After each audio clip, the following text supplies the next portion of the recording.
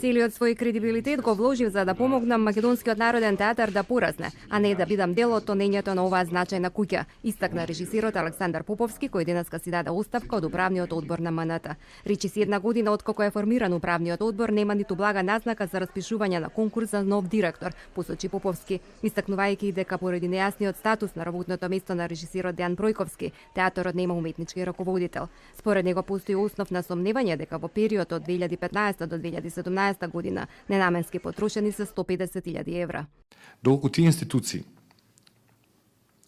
документирано се изјаснат дека е сосема во ред да не се постави директор, дека некој може да зема плата за место на кое не работи, а работи на место кое не постои, дека долг од 150.000 евра не е долг, тогаш може би јас нешто не разбирам, но сеедно и да не разбирам, во тоа не сакам да учествувам.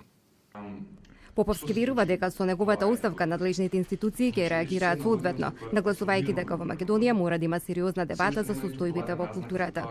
По оставката наведе директорот на Македонскиот народен театар акторот Драган Спасов Дац во февруари оваа година. Министерството за култура за нов веда директор ја назначи Симона Угриновска, која согласно со законот е од вработените од театарот и работи како продуцент. Пранешниот министер за култура Роберт Алагјозовски тогаш рече дека Угриновска ќе извршува функцијата додека не се распруша конкурс за нов директор, посочувајќи дека прво треба да се изврши промена на статутите, процедура која може да потрае од 1 до 2 месеца.